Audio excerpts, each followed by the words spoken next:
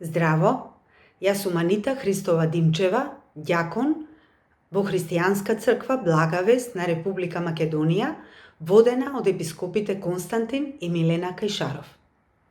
Божиот син Исус Христос настрада за сите нас на крстот.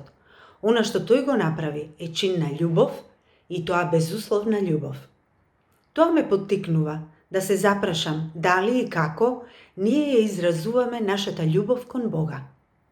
Индикација дека го љубиме Бога е послушноста и исполнувањето на Божите заповеди, зашто послушноста е одлика на љубов. Тоа е нашиот надворешен израз на љубовта кон Бога.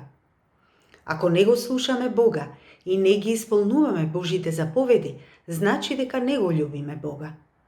Па така, ако некој има проблем со послушноста кон Бога, има љубовен проблем со Бога. По Божја милост, ние сме посинети, направени Божји деца.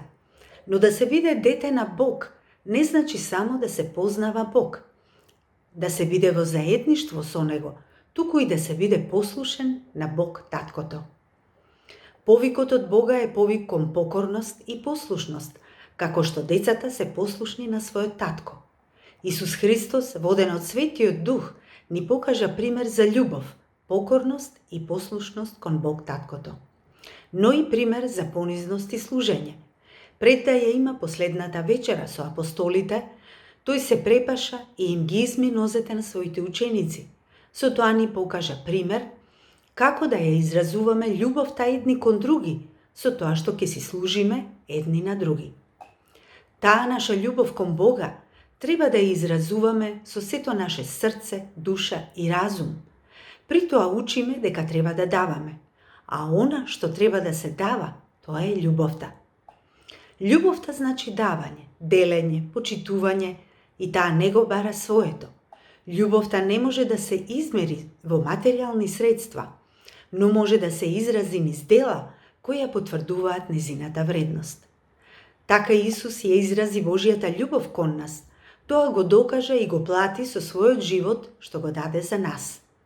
И ние треба да научиме дека нашата љубов кон Бога и кон ближните треба да стане вредна и скапоцена, а ќе ја докажеме преку нашите постапки.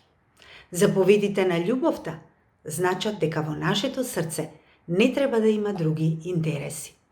Затоа, драги пријатели, да се љубиме еден со друг, зашто љубовта е од Бога и секој кој љуби од Бога е роден и го познава Бога, зашто Бог е љубов. А љубовта е во ова, не дека ние го возљубивме Бога, туку тој не возљуби нас и го испрати својот син како жртва помирница за нашите гревови, за ние да живееме преку него.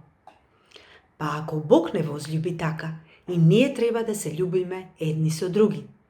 Бога никој никогаш не го видел, но ако ги исполнуваме неговите заповеди и ако се љубиме еден со друг, Бог останува во нас и неговата љубов станува совршена во нас. Да ја примиме и да ја извршуваме Исусовата заповед, која вели да се љубиме еден со друг, како што тој не љубеше нас. По тоа сите ќе познаат дека сме негови ученици, ако имаме љубов помеѓу себе. Имајте радосни и благословени празници. Христос воскресна!